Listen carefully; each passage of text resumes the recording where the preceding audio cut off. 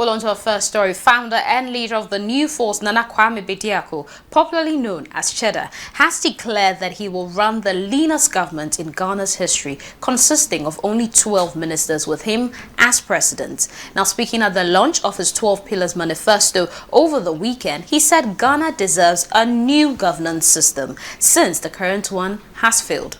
Now, in what he described as a leadership style he termed the apostolic governance. He says that the apostolic governance falls under Pillar 9 of his 12 pillars for Ghana's development. He explained apostolic governance is not just a title, but a system motivated by the story of the 12 disciples of Christ. And in his administration, he said it will represent 12 ministries. The 12 ministries.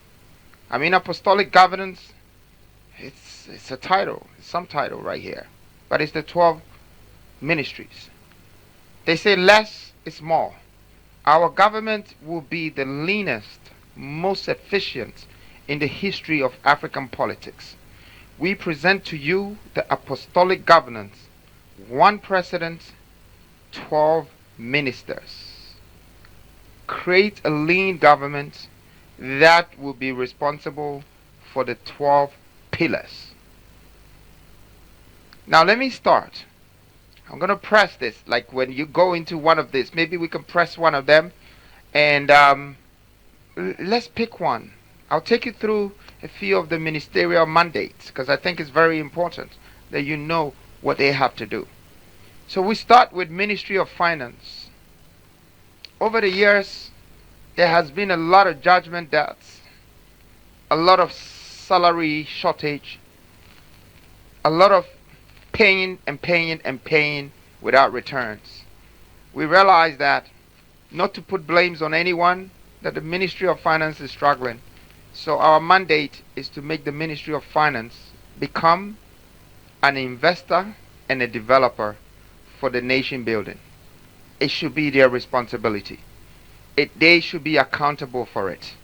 We want them to be able to go to the sovereign fund, the IMF, and ask for 10 billion for a project that would be supervised, monitored, controlled by us. Our investment going into industrial, going into commercial, going into retail, we should be a part of it and we should control it. And there should be returns. We should not just use our Ministry of Finance for spending. The 12 ministries.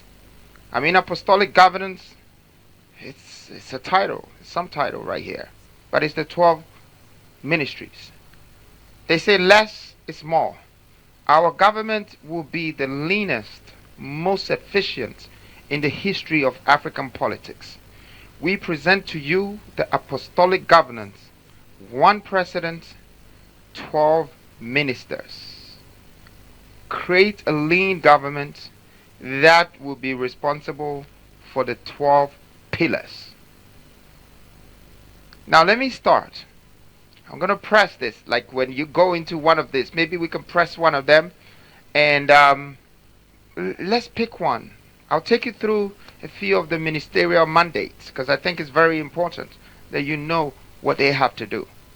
So we start with Ministry of Finance. Over the years, there has been a lot of judgment debts, a lot of salary shortage, a lot of paying. We're still on the same issue. Meanwhile, the leader of the New Force movement, Nkrumahs, also announced an ambitious plan to secure $50 billion in investments for Ghana's development to rival the Bretton Woods institutions by tapping into African diaspora and people of African descent globally. Now, during the launch of his manifesto, Cheddar said that the $50 billion initiative will address the country's most pressing challenges. His plan includes enticing the diaspora to invest in Ghana by offering them citizenship and passports in return for their financial contributions. He described this approach as a cornerstone of Africa unification that will serve as the launchpad for United States of Africa. We want them to be able to go to the sovereign fund, the IMF, and ask for 10 billion for a project that would be supervised, monitored, controlled by us, our investment going into industrial, going into commercial, going into retail. We should be a part of it and we should control it. And there should be returns. We should not just use our Ministry of Finance for spending. We should use our Ministry of Finance for investment. We have to purchase for right purposes that brings returns. The returns that will pay the salary of the workers of this country. And that's how it should circulate. Just to Well, we'll definitely have joining us on the line to throw more light on this issue Samuel Nkrumahs. He happens to be the Greater Accra Regional Coordinator for the New Force. Good afternoon, sir. You're welcome to ABC News GH.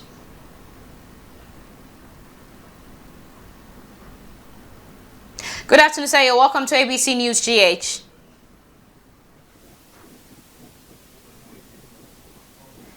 Good afternoon, sir. You're welcome to ABC News GH.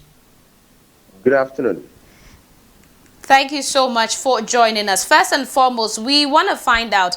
I mean, your flag bearer did list quite some key things. But to begin, how does the New Force movement plan to practically achieve the $50 billion US fund targets that they are looking to get? Okay. So once again, good afternoon to your viewers and your listeners. And your question again, how we plan to get the $50 billion funding for our investments. And then all the things that we have articulated, it was articulated by him yesterday. So Nana Kwabena Bediako is all about industrialization, you know. And then once we have the resources here and then everything that we need to achieve whatever amount that we need, definitely all these things comes from investment. People are willing to invest any amount as long as you give them what they need. So as you listen to him, the 12 pillars that he brought, the big part of it is managing our resources. I mean, our natural resources that we have. Because if your economy is not resource-based, it is very difficult for people to invest in it. All these Westerners, once they know that you have the resources and you're able to manage it well, they come in, they bring you the money for whatever you want to do with it, as long as we know that it will yield the profits. But here lies the case, we still go, do you think that the money that we have received over the years wouldn't be up to 50 billion? It is far, far way more than that, but what have we achieved with it? So the moment that people realize, I don't think you invest in something that you think wouldn't yield any profits or probably doesn't go anywhere. If we are even borrowing that money for a good cause, I think it will be in the right direction. Definitely. Now, he's actually planning to offer citizenship and passports to the diaspora in exchange for the investments, which is a central plan, you know, of this whole initiative. I want to find out, how does he intend to attract and convince the diaspora to actually commit to this initiative? Okay, so we all understand that there are some African countries that currently they are not even able to get visas to other countries and all that. We all know that. And then people are fighting for citizenship of other nations. Why? Because they believe that those nations have the resources and all the amenities to offer them a good life. So if we create that for ourselves and we open up our country and everything that people need in their basic necessity of life is here, it makes it easy for other African countries to apply for citizenship in this part of our world. Because if Nigerians are offered to pay maybe $1 million or $1 million cedis to get citizenship or have access to our passports, they will pay. And once they are making payments or people are making payments to be citizens of Ghana, that's how other nations also make money. Because even ordinary visas to enter into some countries, that's what other nations get money. So if you have 1,000 people even just paying for visa fee of $100 or $185 to go to Canada, just for a week or two vacation in Canada, and thousands of people are going each and every day. You know how much money they are making? And round it up to maybe a year, just within 1 year, how much they are making. So when you are offering people citizenship from your country, when you have really been able to manage it so well that the whole nation is very attractive to people, they will definitely come in. And it's not something difficult or to do, because already they are coming. So right now, when you open up your economy and then everything about it is moving well, you make it attractive for other people to come in. So they wouldn't be going through all these happier ways and then running into our country anyhow. But once you definitely streamline some of these things for them to follow and then stipulate a certain amount, that is how much you are paying to be a citizen of Ghana, Nigerians will come in. People from Nigeria will come in. And Ghana is a very warm place, and you all understand that. Definitely. Thank you so much for your time. We're actually speaking to Samuel Nkrumahs. He's the Greater Accra Regional Coordinator for the New Force. You're still watching ABC Midday News. We'll be right back. Policy analyst Peter Tekbe, he's going to help us dissect the 12 pillars of the New Force. Good afternoon, sir. You're welcome to ABC News GH. Okay, so as we actually try to establish clear content with Peter, let's take a look at some key graphics. That this is all coming from the New Force 12 pillars to actually economic freedom. So let's take a look at the key graphics that he listed out yesterday. And do not forget, yesterday was actually the first ever virtual manifesto launch. It was more like an e-launch, if you call it that way. And this is the first time we're having something like that here in Ghana. So as you can see, Pillar 1, he says he's looking at regional industrial revolutions. And if you've known him and followed his trail since he started, or since he actually declared his intentions to stand for presidency, you know that when it comes to industrial revolution, it's something he's been pushing for. So he says he's going to make sure that they invest in all 16 regions, and they are determined to bring out the potential of every region. They also want to make Western region the new Texas of Ghana. And then he plans to leverage Ghana's natural resources in each region and arable lands to actually create 8 million jobs. This for him is actually going to tackle the issue of unemployment in the country. Now moving on to the second pillar, it says that Ghana's first water transportation and sub-regional railway, that's for him is the second pillar. And he plans to construct Ghana's first water transportation, which is an 8,000 kilometer railway line across the country.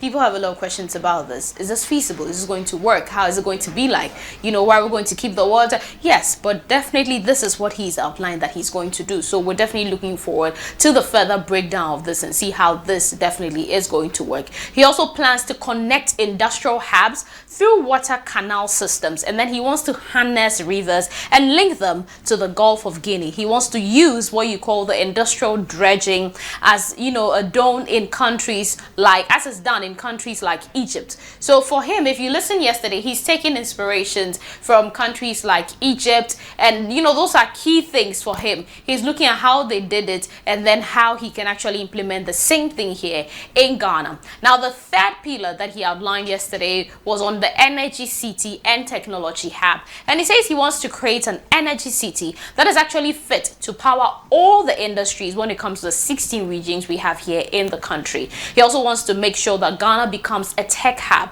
He wants to build a nuclear power plant and construct a renewable energy infrastructure here in the country. And for him, he wants Ghana for the crypto farming in the world. So basically we have, you know, data centers that are being built here. So for him, our data centers will actually start mining digital coins. And for those of you that are into all this cryptocurrency, you will actually understand this point. This will actually bring a lot of joy to those of you who are straight line into the cryptocurrency. But we still have Peter Tekbe on the line. Hello, Peter, can you hear me?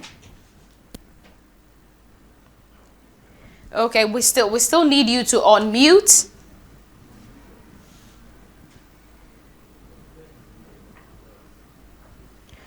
Well, we'll still try and make clear contact so that we can clearly hear whatever Peter has to say. But then let's go on and look at the fourth pillar that he actually made mention of yesterday. The fourth pillar that he spoke about. And this is on reserve, reserve, reserve. Now, we've said it 3 times. Reserve, reserve, reserves. He could not. He just had to emphasize Most importantly, the fact that he wants to build a food and gold reserve to serve Ghana or Ghanaians for the next 100 years. Now, please take note of the fact that 100 years is a long time. So for him to break down and list, he made mention of a lot of things that he wants to do, but this he wants to actually build. You know, we have gold reserves, we have the bank reserve. This for him, the food reserve was most important, and it's something he wants to do for the next 100 years. Peter, can you hear me? No? Yes, I can hear you clearly. You're welcome. Yes, I can hear you clearly now. Maybe it could be the headset. The headset. Okay. Definitely. That's interesting. You're welcome to ABC News GH. Yes, thank you. First of all, I want to find out how realistic is Nana Kwame Bediako's goal of raising $50 billion from the African diaspora and then, you know, global African descent. Thank you very much. In fact, I think the young man is saying something that is very interesting that has to draw the attention of people. His policies are very aggressive and ambitious, but it's doable. And when we travel to other countries and we see these things being done, they were done mainly by human beings. And most of them were done by the people of African origin. And so when things of this nature are being voiced out, and we tend to see them to be to the extreme, then it's strange because these are things that have already been done by other people in other nations, and you want to replicate it. So what is then strange about it? We're talking about, for instance, look at our mining industry, where people are doing mining, destroying the water bodies, where in South Africa, they have more gold deposit than us. We don't see these galamseys. They are using technology. These are aggressive things that we can do. So what the gentleman is saying, in fact, there are things that we can do and they are doable. So for instance, let's look at industrialization that he's talking about. And that is our problem in this country. The reason why our city keeps depreciating is because all the past political leaders, for instance, have only been tackling the issues at the top, the macro level, and they leave the real sector or the downtrodden. And that makes our fundamentals always weak. So it doesn't matter what to do, your fundamentals will be very weak. And what we need to do that is industrialization. So what he's saying is actually what we need to do that will solve this problem. Let me give you a typical example, a very typical, classic example. Recently, when MPP came to power, they did what we call financial sector cleanup, where some banks were collapsed. Now, currently, about more than 90% of our banks in Ghana are foreign banks. These banks are making huge profits. When they make their profit, what do? They take the money out of the country. And they need foreign currency. Your local banks, you collapse them. All the banks that collapse were local banks. So if you collapse your local banks and you allow foreign banks to stay, when they make money, where will the money go? The local banks that you have now, how many of our local banks are in other countries? All the banks we have now, they are in other countries and have moved into ours. They make money, they take it out. We should also intentionally build local banks that will also move into other nations, make money and bring it in. How do you do that? You have to be intentional, not collapsing them. So these are some of the basic things. So if you don't do these things, you don't solve the problem at the ground level, you will do all that you have to do. You will make the money will go out of the country. And it will, when it is going out, they will need dollars to take the money out. That is why the depreciation of the city will not stop, for example, until we deliberately build our industrial sector. Let me tell you, the manufacturing, you take industry by industry in Ghana, they are all managed by foreigners, majority. So if you say you want to tame depreciation, how do you do that? When the people who are expanding your economy are not your citizens. So when he's talking about 50 billion, look, the African diaspora, they are just looking for places to make investments. There are so many people who have left their countries in Africa and they are settled in these nations. They want to come back, but because of the unstable political environment, they are not willing to come back, but they have huge amount of money looking for places to invest. So if you make Ghana very convenient, look, and a typical example is the return the program that was organized, the year of return. That's why a lot of people come into the country. Most of them who came, they wanted to see where they can make investment. And like I said, this young man is looking at areas where we can tap resources without going to borrow. And if we want to explore that, I can tell you that the African diaspora are so wealthy that when you tap into their resources, you can use it to develop your economy without going to borrow money from anywhere. So what he's saying, people may seem that the guy is joking, but the politicians know that the policies he's turning out, I can tell you that you and I, these are the real policies that any government should come and look at critically. And when we do that, so look at what he's saying. He's saying that digitization, you want to do digitization, you don't have data centers across the various regions. Right now, we have network challenges in most of these regions. The senior high schools that they are turning out to go digital, most of them go and look at it. They're having network challenges. So focus and develop the network challenges in the various regions. Peter Tekpe, he happens to be a policy analyst, and he has actually joined us to dissect the 12 pillars of the new force. Well, moving straight and away from that, Kwadwo Asanti, the incumbent member of parliament for the Suhum constituency in the eastern region, has decided to contest as an independent candidate in the upcoming December 7th, 2024 general election after losing in the New Patriotic Party parliamentary primary. Now, despite his loss, Asanti has garnered substantial support from his constituents and officially declared his candidacy during a recent event. Reports actually suggest that top NPP officials attempted to dissuade Asanti from leaving the party, but he appears determined to forge his path.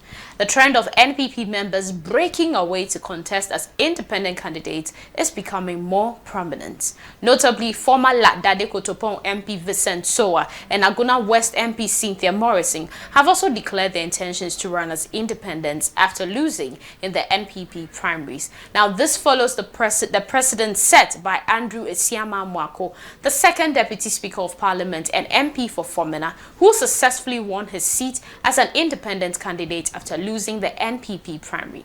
The flag bearer of the NPP has recently engaged in talks with these MPs, raising the question of what is driving these breakaways. As the December election draws closer, all eyes will be on Suhum and other constituencies to see how these independent bids will impact the political landscape.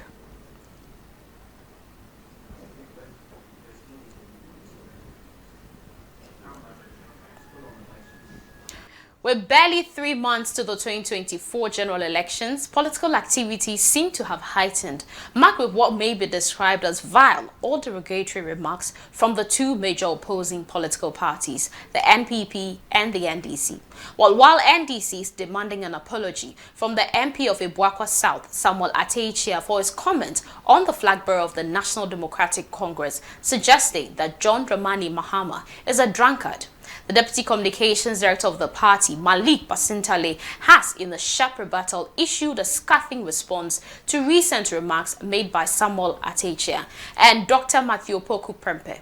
Now, speaking at a campaign rally in Sunyani West, Basintale rebutted with a controversial remark by referring to the flag bearer of the NPP as a pork-eating Muslim.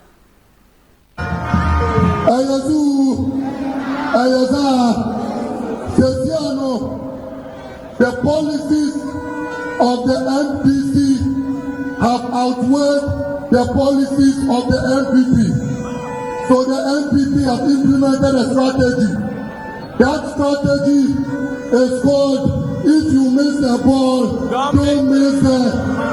If you miss the ball, don't miss it. So they have missed the ball. The ball is the policy. Now the strategy they have is to insult John Dramani Mahama wherever they find themselves. Yesterday, I listened to my brother Atachia. He said, don't vote for John Mahama because John Mahama drinks Sprite. Don't vote for John Mahama because John Mahama drinks wine. Don't vote for John Mahama because John Mahama drinks Coke. I looked at him and I said, Alhaji Baumia, if you want us to go after the man, then Alhaji Baumia, who is a Muslim, his favorite meat is pig meat. Baumia with the Nambia Brana, on this Anamro, Ajamo di Preokunam, Abra Baumia, and I am a witness to Baumia eating pork. We are not saying that pork is bad meat, but as a Muslim and as an Alaji, one of the things that is haram is pork, pig meat. But Mahmoud Baumia, his favorite meat of all the meats is pork meat.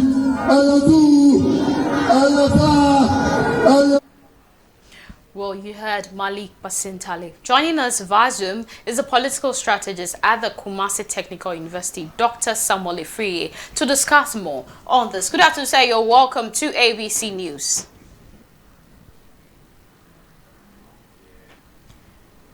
Good afternoon, sir. You're welcome to ABC News GH. We're still trying to establish contact with Dr. Samuel Efriye. We want to actually take a look at these, but do not forget that this is not the first time we're getting such derogatory and vile remarks being thrown around between both parties, actually, MPP and NDC, and this is something that we're looking at avoiding, because for you might think that, oh, they're just saying things and calling each other out, but we're looking for a peaceful election. We're looking at a case whereby we don't have the grassroots people actually coming up to pick up on these words and be the people to actually carry out violence. So such exchanges is not the most important thing during this time. We'll definitely try and reach Dr. Samuel Efriye more of this. Now we're moving away from governmental issues and straight into illegal mining. The Ghana Water Company Limited has warned that parts of the country may suffer water shortages due to the activities of galamsey. Now, according to the company's management in the central region, supply in Cape Coast, Elmina, and neighboring communities has been drastically affected, leaving residents in dire straits. Now, the company's ability to provide clean, accessible water is being compromised, with illegal mining casting a long shadow over the region's water security. The recent demand-supply gap, according to the Ghana Water Company, is as a result of inadequate raw water received at the Setre Himan water treatment plant as a result of galamsey. Now, the water company says the pollution of the Pra River along its course, and most especially at the catchment for abstraction, has reduced water embankment to the barest minimum. The company further indicates that about 60% of the catchment capacity is silted as a result of illegal mining, compromising the quality of raw water. Now, this is definitely a dire and disturbing issue, and we'll definitely try and get to engage us on a conversation. You know, the leading member of the Media Coalition Against Galamsey, Engineer Dr. Ken Shigbe, to actually discuss further on this. So as you can see, galamsey is not something that started just today. It's something that has been a key issue. We've been trying to look at some key efforts by government to actually address the issue. But looking at what we call the legal framework, you know, when it comes to the governing mining here in Ghana, you realize that this law was enacted in the year 1986. And basically, the objective was to promote and regulate orderly sector development. So it's actually being mandated by the Minerals Commission, and it was established under Article 269 of the 1992 Constitution, and then also the Minerals and Commission Act 1993, which is Act 450. Now, this ensures that MINCOM is to ensure compliance with mining laws through effective monitoring when it comes to license for small-scale miners, because this is where the key issue starts from. They are supposed to have their licenses issued for just 5 years, and then after that, is going to be renewed again upon satisfactory performance. But most of these small-scale mining companies don't even actually go for licenses. They start themselves, and this is what brings us to the illegal mining. So sometimes the government is not even aware of the company that is operating, a company that's actually conducting this issue, this thing that is actually affecting millions of lives. Now, in the year 2018, the government initiated what we call Operation Halt, and this was actually initiated by the Forestry Commission. Basically, it was to prevent illegal mining and then also logging in forest reserves.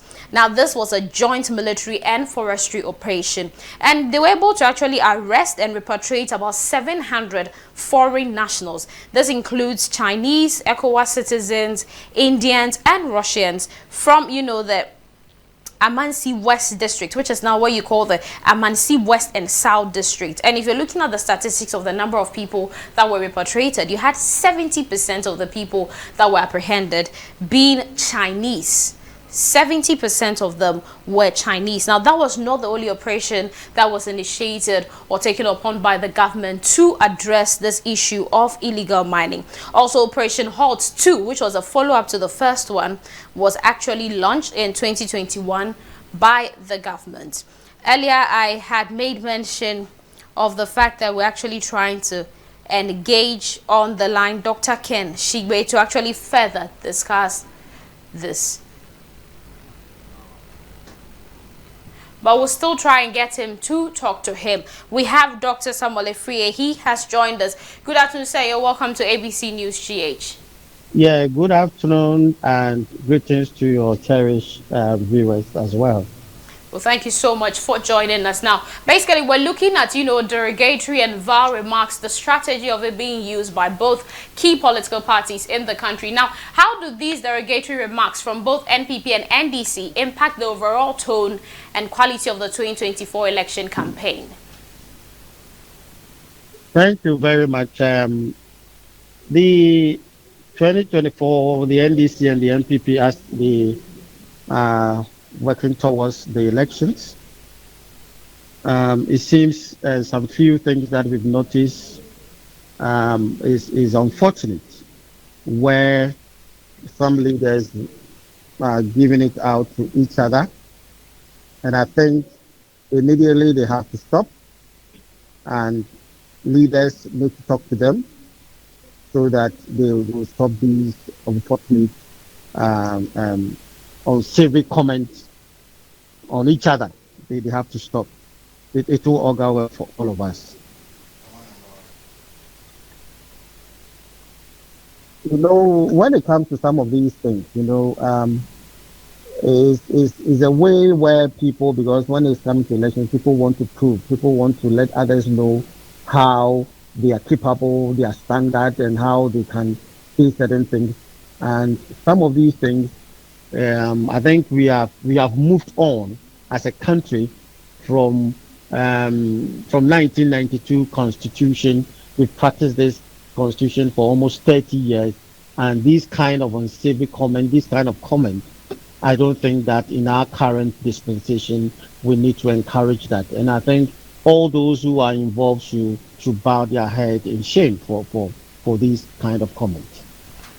Definitely, they should bow their head in shame. I want to find out, do you think such exchanges of insults between the major parties influence voter perception and ultimately the election results?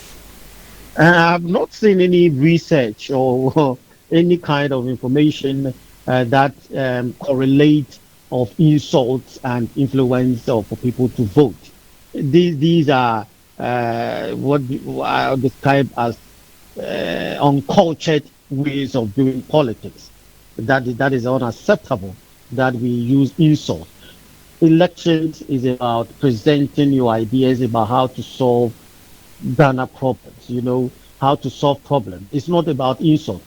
Just insulting this, saying this and that, that won't solve our problem. That won't give us food, So instead for them to take the opportunity to present their issues, to present what they have for us, you are insulted. This is the dispensation. You see, we are maturing as a democratic country, so this should be avoided. And there will be no research that will correlate that when you insult, you get votes. It describe how the political party that you are coming from, all those that use insult, all those that in the previous elections, people that were insulting, initially some of them, as in quote, were being rewarded. But now, the young ones nowadays, the youth nowadays, it's not about insult. It's about how to solve their unemployment situation, how to get jobs, how to get into the system, how to get cost of living as it's too high, how these things can be done. This is what matters to people, but not insult. I personally don't subscribe to insult as a way of solving problems. And whenever you insult, I think that you have a problem, one or the other, in terms of communicating or solving issues. Finally, before I let you go, what do you actually think that the use of these vile comments, what does it suggest about the current strategies of both parties as we're actually approaching the 2024 general elections? I think I have seen some quotes somewhere that when you have no ideas or you have no issues to talk, then insult comes in. So I think that when you have nothing to offer, when you have nothing to say, then you use insult as a strategy. It's the only one that uses those things as a strategy. It means that you have nothing to offer to the people of this country. So people need to look at that as well. And I think now the voters are more discerning enough, are more cautious of some of these things, and will not budge into the culture of insult in our political landscape. I think it should not be encouraged at all. And anyone that uses that are bound to fail and are bound to be tied to that party as an insulting party, and people will not vote for you. So people that have started using that, they have to stop and avoid it, because it is not part of our democratic system, and that is not what the problems of this country seems to solve. Is the insult will solve our problem here or there. So it's not encouraging to do that. Well, thank you so much. That was Dr. Samuel Afriyie. He actually is a political strategist with the Kumasi Technical University. Let's move straight into business. President Nana Addo Dankwa Akufo-Addo has approved a framework for negotiations with successful bidders in the ongoing resolution of the Sagami Housing project. Now, this approval follows a request by the Minister for Works and Housing, Nkrumahs. The Sagami Housing project, initially designed to deliver 5,000 affordable housing units with a government investment of approximately $200 million, stalled after only 1,506 units were partially built.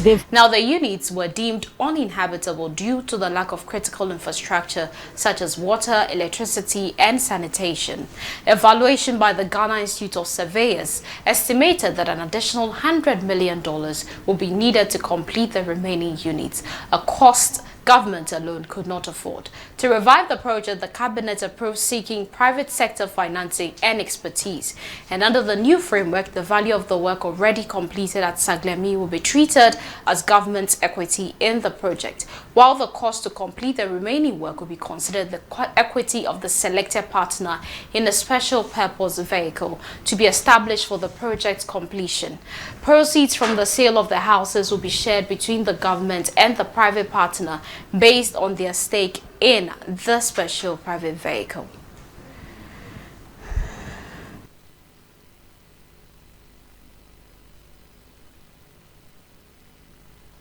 And still on business, independent presidential aspirant and leader of the New Force movement, Nkrumahs Bediako, popularly known as Cheddar, has pledged to create 8 million jobs over the next decade if elected as the next president of Ghana.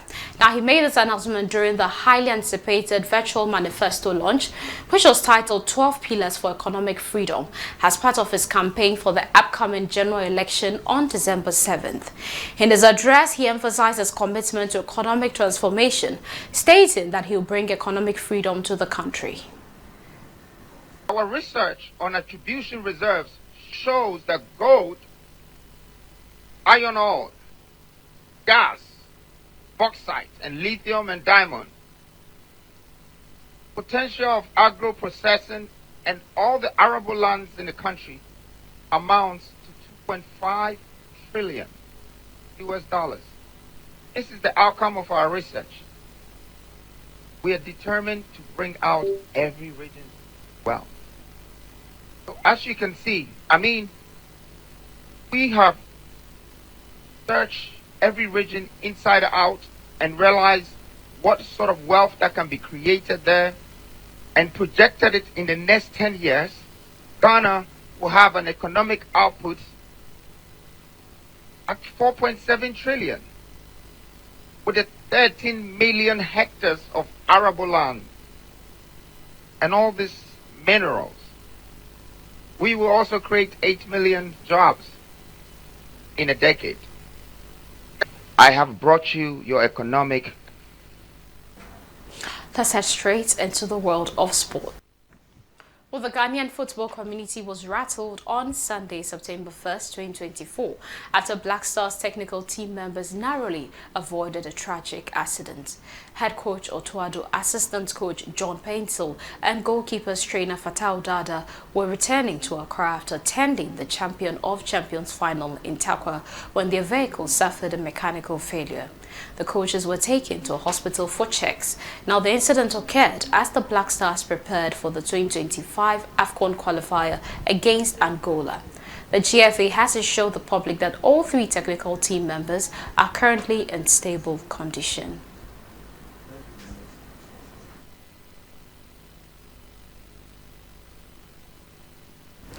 FC Basel's Jonas Ajay has been called up to replace the injured Alexander Jiku in Ghana's squad for the 2025 African Cup of Nations qualifiers. Jiku sustained a thigh injury during a league match for Fenerbahce on Friday, causing head coach Otuado to make the substitution. Now, this marks the first time the 20-year-old defender will join the Black Stars. He's expected to report to the Black Stars camp on Monday, September 2nd, 2024, as they gear up for vital matches against Angola on September 5th at the Baba Yara Sports Stadium and against Niger on September 9th in Bakane, Morocco.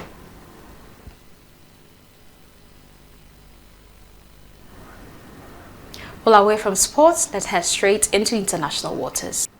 Severe flooding in Nigeria has claimed the lives of at least 179 people, with tens of thousands forced to flee their homes, according to the National Emergency Management Agency. The northern regions, particularly Jigawa State, have been the hardest hit, with widespread damage to farmland across nearly all of Nigeria's 36 states, sparking fears of a looming food security crisis. The flooding has been attributed to poor infrastructure, badly maintained dams, and the effects of climate change. Despite evacuation efforts reaching over 300,000 people, many communities remain at risk, with warnings of continued flooding until the end of November.